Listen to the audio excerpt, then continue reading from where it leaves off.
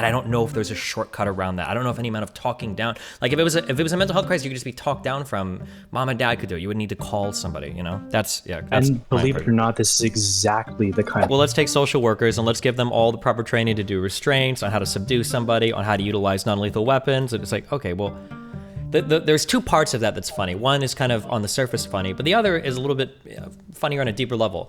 The first part is that, like, you're building a cop, essentially, again, right? Is kind of what you're doing. Yes. But the second, more deeper thing is that, like... My biggest gripe with this entire thing is that people don't really understand why we respond to mental health in the way we do. Long time ago, when I was arguing in a 2-on-2 Vosh, I said something like, cops don't need to go to all wellness checks. Do you remember this? Surprisingly, I missed that debate. Okay, well, a lot of people... I've read all the Reddit stuff, so I do recall that, like, that used to be your take, and people said this, like, and I had to stop. Right?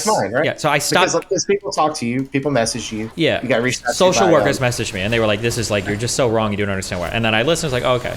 After I had that conversation with Vosh, because his subreddit was going insane, people like you, and even some people in my community disagreed. They were like, I think like. It was like 3 to 6 social workers came on afterwards, and we talked like because I was curious what professionals in the field thought. And ubiquitously, every single person that came on was like, "Yeah, if I'm a social worker, I'm called to a house. I'm not going to enter a strange place that I don't know without a police officer there just to like say like, hey, everything is like safe, go for it." That was like the take I got over and over and over again. Now, I can understand maybe saying like, well, I don't fully agree with this all the time 100%, but I don't understand how anybody can say my take was crazy or completely out of left field when it feels like so many professionals agree with me, and I didn't see a single educated professional pushing back anywhere ever, except for Vosh and his fans. Do you want to introduce yourself so people know who you are and everything? Yeah, as sure. much as you're comfortable also, yeah. Yeah, I'll try not to dox myself too hard. So my professional background, hi, you can call me Joe. I'm a professional nurse by training. I've been a behavioral support officer. I've been a recreational therapist, and I've studied under the Canadian healthcare system. So that's my basic understanding of how the healthcare system works. Okay. Now, I also work very carefully in research as well, specifically nursing research. Okay. Especially on technological improvements. I've worked in the emergency rooms, I've worked in medicine, and I've worked in mental health crisis situations. Gotcha. I've worked in mental health intake, and I've worked in mental health, like inpatient medicine as well, for longer stay patients. Okay. So I wanted to go on and kind of try to dispel a little bit of the information regarding like why we send mental health workers and why we send police workers into these situations, and why we perform the way we do as a structural kind of example. Okay. Because I think there's a lot of like different things that people think cops do and think nurses do and think physicians do. And understanding how it all fits together is really hard sometimes, especially for people who don't really have a lot of exposure to the system, especially young people, who I know your audience is a lot younger. And their exposure to the medical system might have been very cursory, or it may have been only as just 1 or 2 people kind of with small interactions. Sure. All right, so if you have any questions throughout this conversation, I'd love for you to ask them. I'd love to try to dispel any of the myths that may exist as to why we do it in Canada specifically. I'll try to do my best for the states. Your laws are actually very similar to ours in a lot of the different respects we have. The one caveat is that the cost is different for the end consumer. The end consumer will pay a higher premium for their health emergencies and health crises than we will in Canada. Usually it's free. But I believe that both of these structures function almost identically with how we treat medical conditions and how we would treat inpatient conditions. Gotcha. Okay. That was going to be the first big question is how similar do you think this is between the US and Canada? Yeah? My understanding is... go ahead. Our privacy laws are very, very similar. PHIPAA and HIPAA are the laws that are different. So we go under PHIPAA, you guys go under HIPAA. Okay. From a hospital structure perspective, the code systems are the same. Most medical inpatients are the same. And even my licensure is almost identical, with the caveat that some of the units they use are different. So for example, like blood glucose is slightly different in Canada versus the US. You guys use, I think, grams per deciliter. I think we use millimoles per liter, which is slightly different. So reference ranges are slightly off. So if you say like 13 might mean different thing to me than it means to you. Gotcha. Okay. But other than that, there's not too much of a difference, especially with emergency departments. The one problem and caveat that I would say with that is the hesitancy that a patient would have to undergo mental health treatment, especially at cost. Yeah. Okay, gotcha. Do you mind me asking, what is your current profession? Where do you work right now? Not where do you work, but like what field or what do you do right now? Sure. Right now, I do inpatient medicine. I do inpatient mental health as well. I'm actually a resource nurse at the hospital that I work at. I work at a tertiary hospital. It's a community hospital. It's not a teaching hospital. So we don't do a lot of experimentation. We do based on what other people experiment on. And then we try to adopt the best practices that we've developed in mostly the Toronto area, because the hospital system in Toronto is the one that most of us base of our systems on in Canada. Gotcha. Because there's like 6 or 7 hospitals right there. They all kind of work together. They develop research. We try to utilize it in our communities, tailor it to our communities because we have slightly different populations and intakes and things like that. And we try to develop it and improve on that. Okay. All right. So mental health, and why do we respond in the way that we do? I know that this was kind of a hot button issue, and a lot of people want to see more of social work kind of involved within the healthcare system and involved in first response.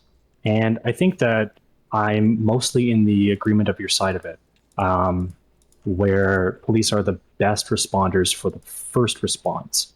And that's specifically because of how we integrate our coding system into it, how much risk there is to practitioners, and a whole bunch of other stuff.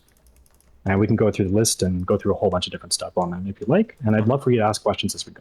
Sure. I'll probably, I guess since if we're mostly in agreement, I'll play devil's advocate and try to respond to the other side. I would love to. I've been fighting your chat for about 3 hours, so I'm already kind of Oh, Jesus. Going. Okay. Yeah. No, I was just bored and having fun. What, like today you were, or like on the day? Oh, yeah, today. I was just waiting around for you. I wasn't sure if you were going to be indisposed or not. Gotcha. Okay. Well, I guess, so I guess the general argument is that dealing with somebody that is having a mental health crisis, like the appropriate protocol for what's the best way to subdue them in a way that reduces the amount of harm both to them and to other people, seems to be a relatively unique thing compared to dealing with somebody that we might say is either having a drug crisis or is otherwise sane but still aggressive.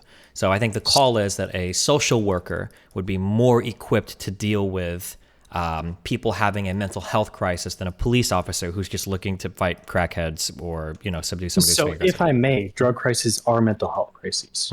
I would argue that these are one and the same, and that mental health is addictions are part of mental health, just as mental health is part of addictions.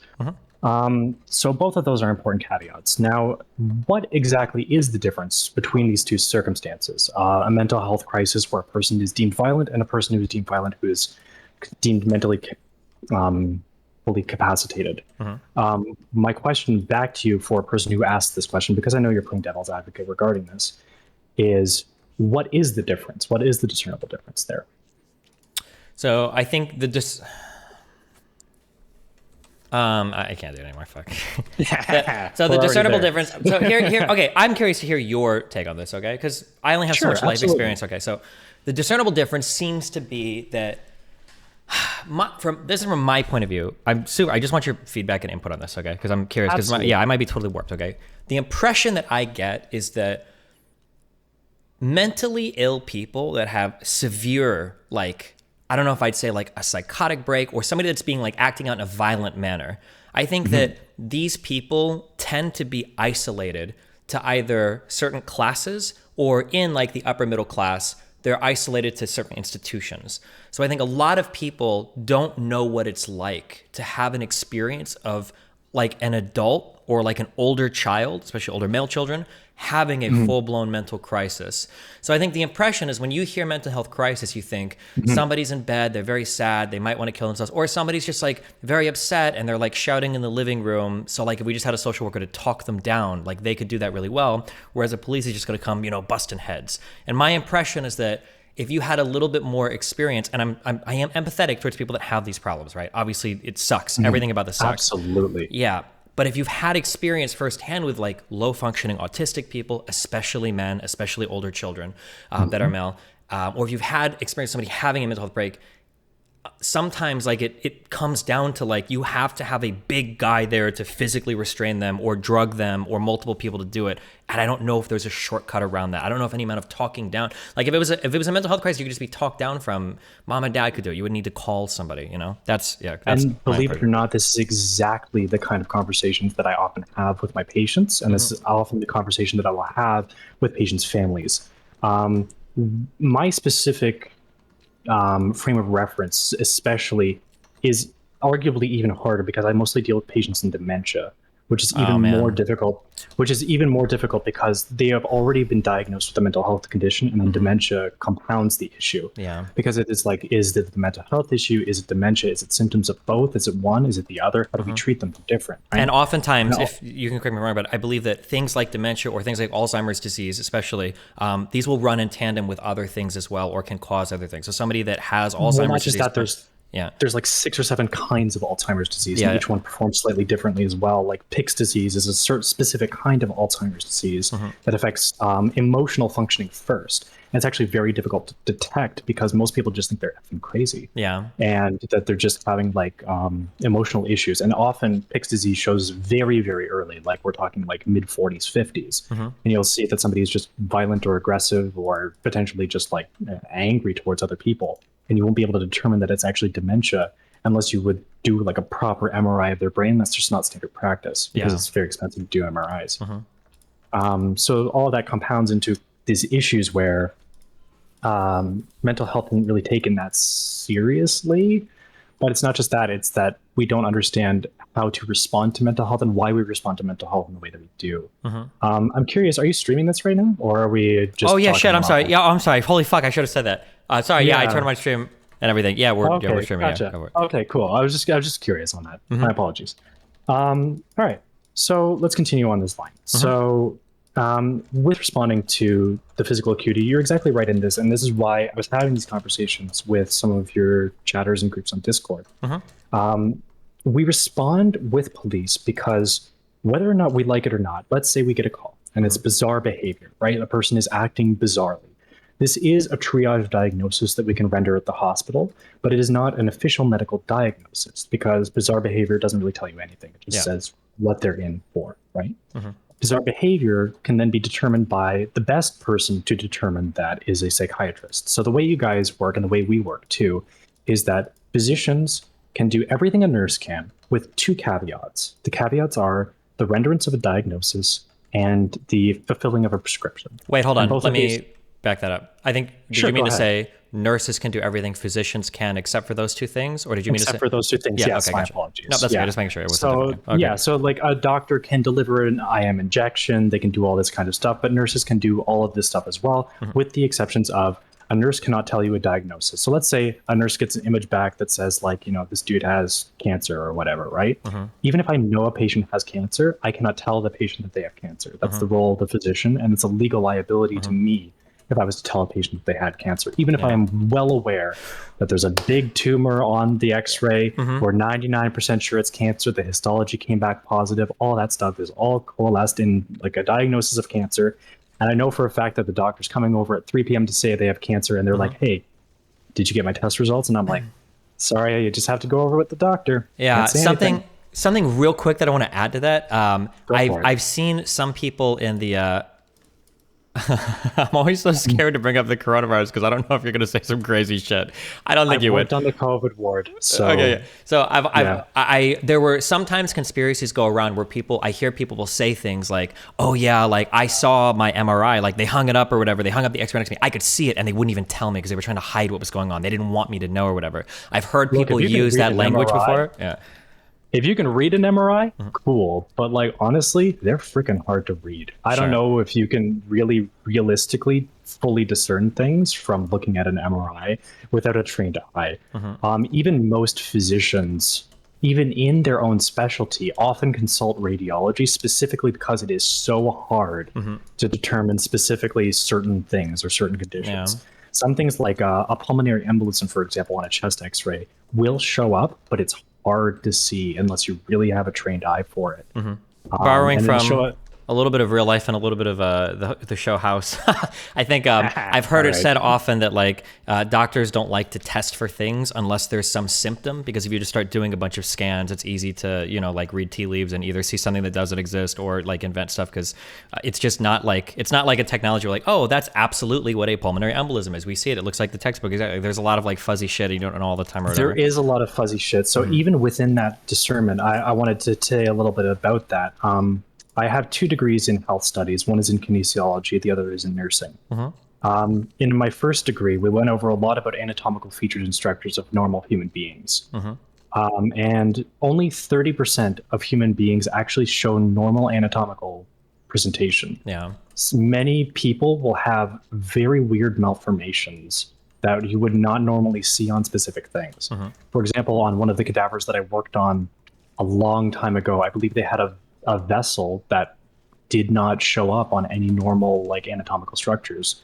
I think their radius like pierced a specific part of their musculature. It was super, super rare to have something like that happen, but that patient had it. And a lot of people have, like, there's mirror imaging anatomical differences. There's so much that goes into a medical image regarding that, but that's kind of neither here nor there. But good to know, I think, is good, because a lot of people, I was reading about this in relation to blood work, because some of the reference ranges for some of our stats are so... They're very wide. Yeah, yes, they're absolutely. huge. I'm like, what? They're very, very wide.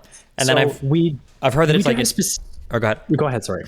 Well, I was going to say on that point, like I've heard that like it's really bad as a layman to just get blood work done and then to try to read your results and be like, oh my God, like even though this is in reference range, like this is kind of low or this is kind of bad. And it's like, if you're not symptomatic of anything, you probably shouldn't be worried about it, you know, unless you've got like some hidden condition. Like, but in general, it's not good to just try to read something, see it on the lower end of the reference range and be like, oh, this is unhealthy. I know like a lot of guys are doing this now with like low testosterone. They're like, what? It's only 300, 400? Like, oh my God, I need TRT immediately. I'm super low T, even though they're completely asymptomatic of being low T. Yeah.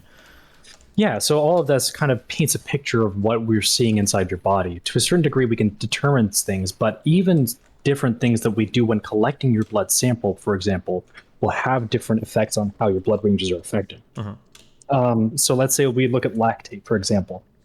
Lactate's one of the metabolic byproducts of sugar being anaerobically deoxygenated, I forget the exact term, I apologize on that. But lactate builds up in your blood when there's like lack of blood flow to something. And your lactate kind of gets rinsed out so like if you tourniquet a patient, their veins kind of bulge up because their veins are like restricted on their blood flow.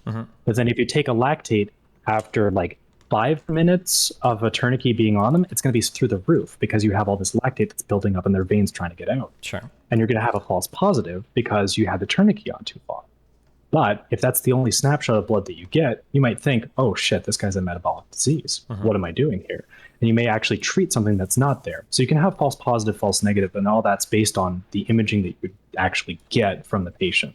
And part of working in emergency departments is figuring out the bad stuff that it can be and trying to prove that it isn't those things so that you can send them up to a medicine floor if they're really sick or send them home if they're not. To determine exactly what the course of treatment is for that patient. So let's say a patient comes in and they are in like crazy abdominal pain. You don't actually know what the hell's wrong with them. Not even close, right? It could be appendicitis, it could be pancreatitis, it could be hepatic obstruction. You take extra stuff to actually learn what it is, right? And taking all that information, you can say like, man, this guy's pancreatic enzymes are through the roof. I need to admit this patient. Or everything's coming back clean. It's not pancreatitis. Love it. Great stuff. So we have these tests to kind of determine the really big bad stuff, but it could be that the pancreatic enzymes are elevated because of a gallbladder issue, and that is blocking the common bile duct because the pancreas and the bile duct and a whole bunch of different stuff empty out together. And if the gallstones are in the wrong spot, we won't know that until we do like a proper X-ray of the abdomen, or probably a CT of the abdomen to actually see something like that. One thing that I, not to shut on your profession or anything, but when I get into arguments with people about, it's more fun. No, yeah. We get into arguments a lot related to things like psychology is like kind of be a hot topic sometimes.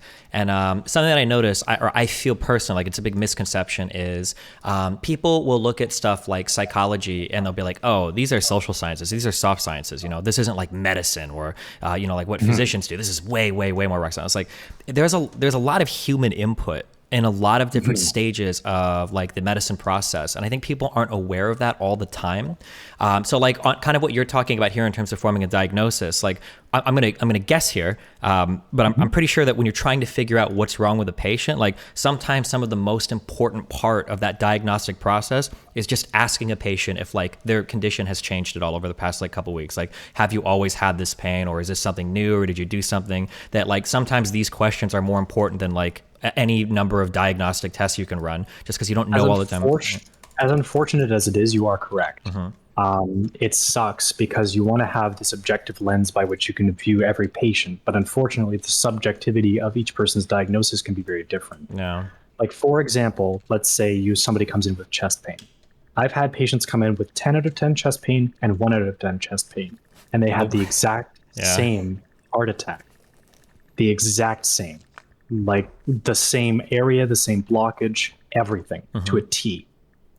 So, patient's subjective presentation of I am in chest pain doesn't really tell you the full story there. It's exactly the same presentation, and each person's going to feel it a little bit differently. I've had patients calmly tell me they're in no pain whatsoever and they have a pulmonary embolism. And then I've had patients who couldn't breathe with the same thing. And each of these gradations, it's not to say that these are necessarily in the different locations. They may be. But it's more about how the patient subjectively feels and what the patient needs in that situation. We don't treat a patient with pain medications if they're not in pain, or at least we try to avoid it if we can. We can assume that certain people are going to be in pain, let's say after appendicitis. They're going to be in a little bit of pain after surgery. We're probably going to give them something to make sure that they're not actively in pain, so they don't yell at us like, what the hell did you give me pain medications? Because we can narrowly, or at least somewhat, describe somebody's conditions if we know their trajectory, right? Like if we take your appendix out, we know you're probably going to be in pain. We know you're probably going to need something a little stronger than Tylenol. So we're going to start you off with that. And if you're in 0 out of 10 pain, we might take that off and switch to Tylenol. Then we might go to nothing. And it's all based on how much pain they're actually presenting with. The healing itself is different again, right? It could be that those surgical sutures are really good, they're not so good, they're infected, they're not, they have a fever, they don't. All that stuff goes into the whole picture of what do we do to treat this patient? A lot of medicines, unfortunately, don't treat diseases, they treat symptoms. But that's not always the case depending on the medication. Sure. Yeah. So, back to the discussion at hand, I guess, which is why do we respond with police to a mental health crisis? And why the hell don't people... I don't know. I think we're very much in agreement on it, but it's because of the safety thing. It is the fact that we don't know if somebody has command, auditory, tactile hallucinations that may cause them to be homicidal, suicidal, anything like that. But what we want to quash and squish down as quickly as possible is the risk to themselves and others. Sure. That's really the punchline, is safety first. And if that means restraining somebody physically, absolutely. But nurses and social workers aren't trained to do so. And if they were given the liability to do so, we're kind of building cops by another name. That was kind of my feeling, is that like, you ever see the movie Armageddon? Is that... I have, yes. Why did we build astronauts? Why didn't we train astronauts to use mining equipment as opposed to miners to be astronauts? Yeah, exactly. The director said, fuck you, Yeah, it's like the same question. Yeah, exactly. Yeah, like let's take social workers and let's give them all the proper training to do restraints, on how to subdue somebody, on how to utilize non-lethal weapons. It's like, okay, well... there's two parts of that that's funny. One is kind of on the surface funny, but the other is a little bit funnier on a deeper level. The first part is that like you're building a cop, essentially, again, right? Is kind of what you're doing. Yes. But the second more deeper thing is that like, were social workers to have all of this training, would they not build up the same stigma of cops over time then? Would that not just be a thing that would happen? That would also be the risk, but it's also, let's say we don't properly tool them. It's also about the tools we send into the situation. Do we send somebody as a group of 2, like cops do? They perform in groups of 2 and are able to squash situations very quickly, and there's 2 armed persons responding to a situation. Do we send 1 cop who is armed and a crisis worker who is not, which we are trialing in Canada, by the way? We'll get back to you on whether that's effective or not. We've also tried to train cops to be crisis workers, which we actually did trial in Canada for a couple of years, but it was deemed pretty ineffective because most of the time the responses were identical in the way that cops were able to respond to the things. Now, that's not to say that they wouldn't be able to necessarily be a little bit kinder, a little bit less aggressive, and that's nice, but it's not really effective, if that makes any sense. Sure. It's still begging the question of, well, whether we get the person there like nicely or not, we still give them the same diagnosis, we still give them the same treatment, and we basically just spent a lot of money and resources on things that we kind of didn't need to. I wish that there was like everything. I wish there was more video footage in terms of like police interactions with people, because I can You don't see the good ones. You don't see the good ones. That's the punchline. Because I was gonna say, like, based on like when you see like certain videos, I am incredibly sympathetic towards people that are like, because like there are horrible videos where cops are out to a scene. I want to say they shot and killed this guy. It was a homeless guy outside. I think they shot him with beanbags first, and then eventually shoot and kill him. And I think the guy was like standing outside in his underwear, and you could tell looking at the guy, like he's not armed, and there's some kind of mental issue going on here. Like this is not like a burglar or an arsonist or something. Sure. This is absolutely. And it's like, fuck, like you see like cops like shoot and kill a person like that, and it's like, really? Is that, you know? So I can sympathize in cases there, but there are a lot of videos that nobody watches or nobody sees or whatever, where cops do show up and they actually handle like the de-escalation part, the responsible engagement of force, or like the use of force continuum. Like they handle it really well. But I understand why, you know, in a nation of 330 million plus however many are up in Canada, it's very easy that, you know, you could get one video a day of a bad interaction, and statistically it's still not a bad thing, but it's enough to cause a huge scare, right? You're like, oh my God, like cops are showing up and just busting head. That was actually, oh my God, that was somebody, I think Vosh said it on that panel a few days ago that really got me triggered. I think that's why I went on, is because like a wellness check is when a cop shows up and just busts your door down and screams, "This is the police." And it's like, fuck, like that's not what a wellness check is. Like that's not what the average wellness check looks like. Yeah. Even people in your chat were having difficulty with this discernment. Wellness check versus needing to bust down the door for whatever reason. A wellness check just means that somebody is saying like, hey, I want you to just check in on somebody. I might be gone for a week and I haven't heard my grandma responding to their calls. It's been like 2 days. Now, the question then becomes, who do you want at the door and what do you want their capacity to be? Do you want them to be able to break down the door? Do you want them to not be able to break down the door? Do you want them to be able to come in anyway if somebody says to fuck off? Because realistically, a person at the door can always say like, look, I'm busy, or, you know, I'm in the shower, or go away, I don't care for it. And realistically, if you're doing a wellness check, or if there's a funky smell even, you want to have somebody be able to bust down the door and be able to like deal with the body in that situation. Or even sometimes if there's not, you know, like if you're doing a wellness check on somebody that you haven't heard from in 2 days, if it's like grandma or grandpa, you know, it might be the case, and it's unfathomable to us, well, I don't know how old you are, but you don't sound like you're in your 60s or 70s, right? That somebody could legitimately fall and not be able to, they don't have the musculature anymore. I've had cases like this where people have been on the floor for 4+ days. Yes, and nobody even thinks it's a possibility. Yeah, and you want somebody to show up, and like it, yeah. I feel like people don't understand sometimes when you call for a wellness check, you know, it's like you're not calling because you're just kind of concerned for somebody. Like a wellness check is like a call of last resort. Like you don't have anybody that can get to somebody. Somebody might be dead or dying.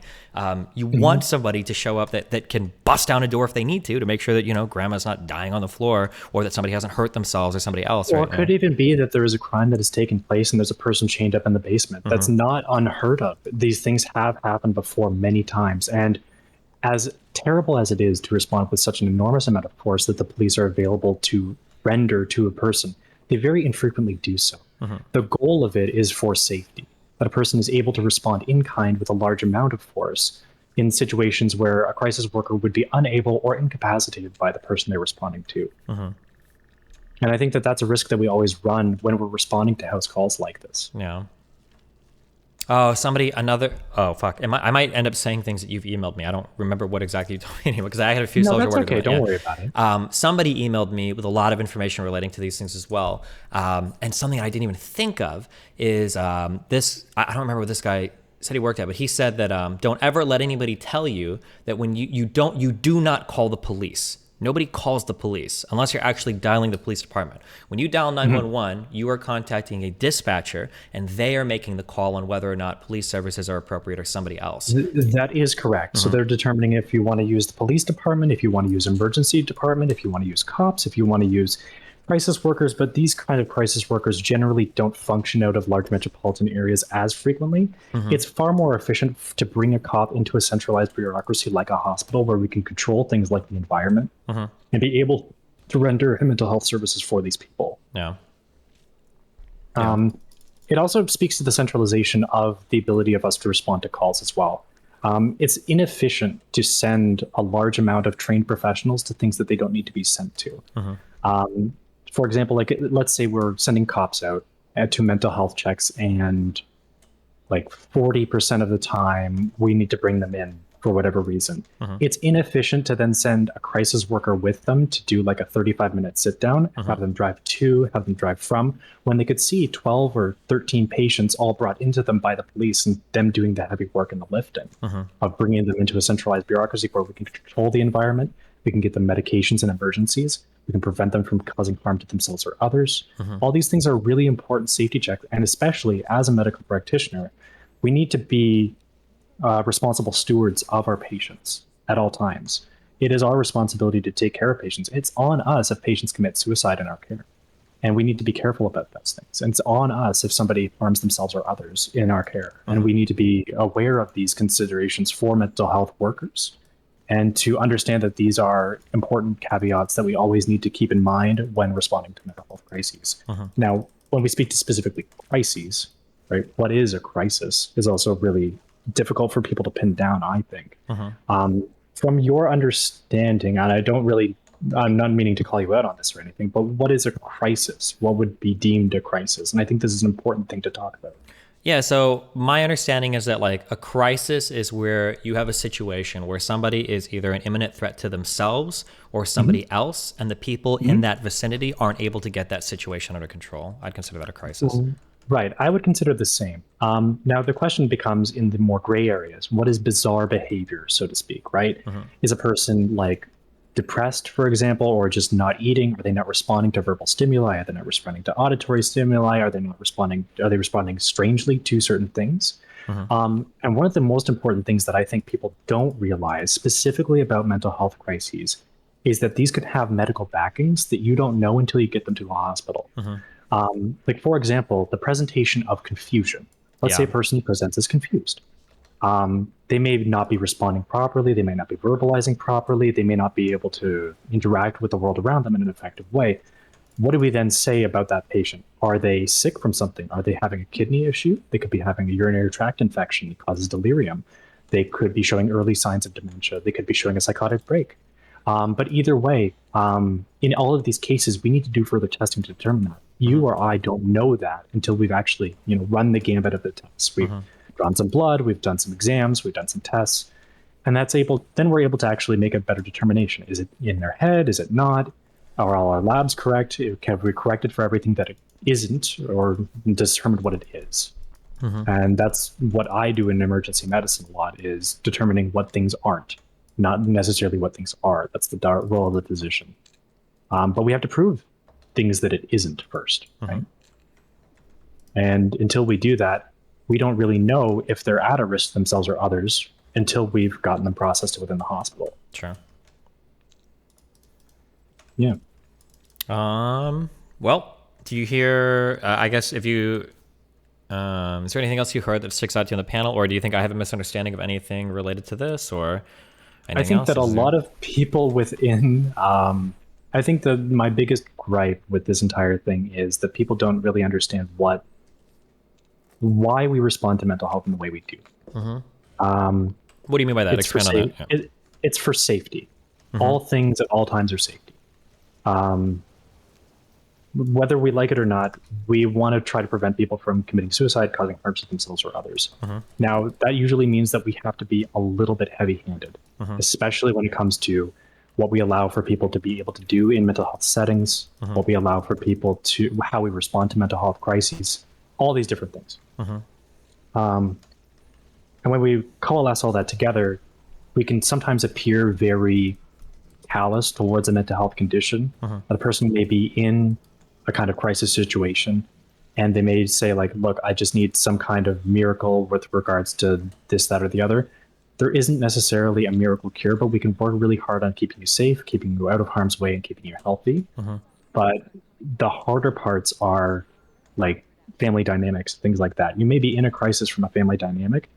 That's not the role of medicine. Unfortunately, that's going to be more the role of social work. But even the determination of your need for social work is going to come at the behest of a medical practitioner. And that emergency medicine and medicine in general is going to be your best bet for those things. Sure. One thing, you said you were a resource officer, so I imagine, did this involve some level of like physically restraining people, or? So I'm a resource nurse. So what that means is I go everywhere in the hospital, from mental health to inpatient medicine to surgery, everything. I do almost everything at the hospital, even including emergency medicine. The one thing I don't do is ICU and babies, like infant and maternal care. Gotcha. Okay. So all of those things, at all times, you have to be aware of every patient's safety and mental health condition, right? At any point, a person could just be not eating as a result of like cyclothymia or like depressive disorder. And you have to treat that, right? You get people antidepressants, you get people treatment, you get people counseling, you get people education, you get people everything that they need to succeed and thrive, right? And all those things can be from a mental health condition. It can be from a medical condition. That's why you treat everything. That's why you screen for everything. But when it comes right down to it, the reason why I think we need to send cops to these situations, at least in the preliminary issue, why we respond to mental health crises or mental health requests or mental health, whatever we want to call it.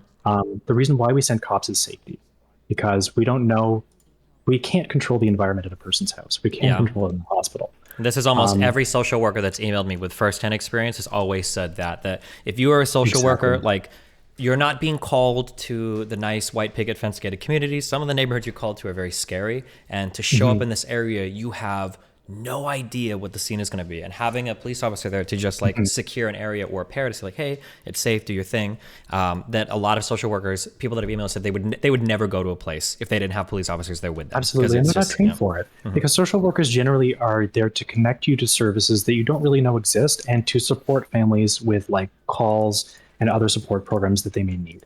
So a social worker doesn't necessarily like intervene in a crisis, but they will be able to provide you with things like, let's say you're just food insecure. Sure. You're unable to provide for your children and it's very distressing for you.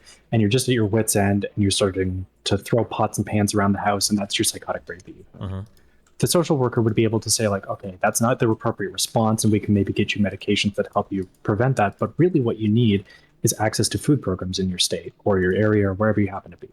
And they would be able to connect you to those food resources, be able to check up on you, they'd be able to work your case, be able to make sure that those resources were effective and helpful and working towards, the improvement of health. Because that's all that health is. Health is the capacity to enact our lives in the way that we wish to do so. That's the goal of healthcare and should be the goal of healthcare at all times. Yeah. However, go ahead. Oh, go ahead. No, go ahead. Sorry. I was going to say something else along those lines. This is more of a general complaint about people's perception of medicine. I heard a really good post on a doctor complaining about this.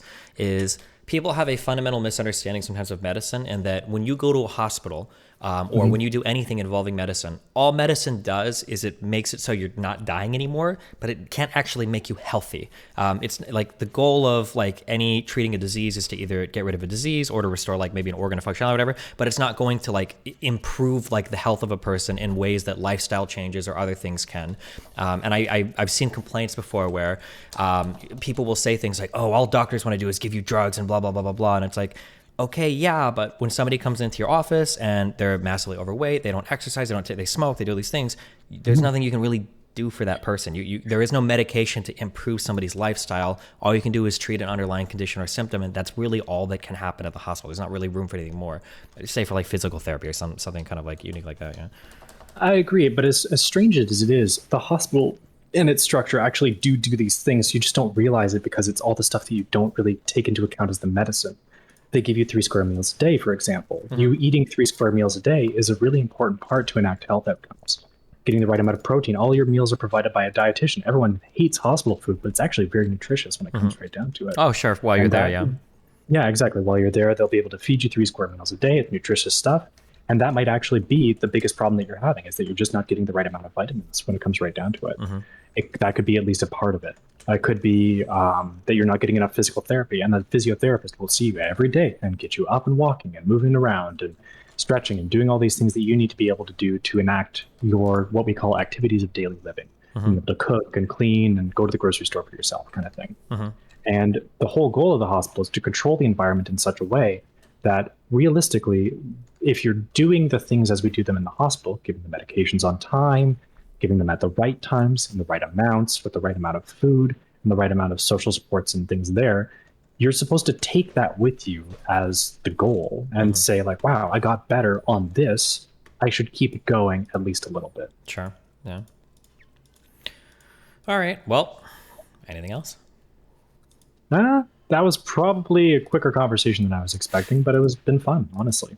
Okay, cool. Well, hey, if anything ever comes up and you think either I'm super wrong or somebody says something dumb, or you can provide input, feel free to always shoot me. I would love to shoot you an invite over some more input, especially on healthcare stuff. That's my specialty. I'm not going to weigh in on shit like the legal stuff or anything because it's not really my area of expertise. No, that's all everyone's talking about right now with the Rittenhouse case, but I think it's pretty cut and dry. Wait, what stuff? Oh, like the Rittenhouse thing is all anyone's talking about in politics in the last week. I don't really like to weigh in on stuff like that. I usually just like to let things run their course because realistically, I'm not an expert in that stuff. Oh, sure. Okay, I didn't know if that tied into something medical. I'm sorry, I got confused. Oh, no, it doesn't. Sorry, my apologies. My area of expertise is really only medical. So okay, as unfortunate as it is, I could talk about it, but realistically, I'm not an expert on it. Sure, gotcha. Okay. Yeah. All right. Well, hey, thanks a lot. I appreciate it. And let me know if anything else ever comes up. Yeah. Absolutely. I'll be around. All right. Have fun. I'll see you later.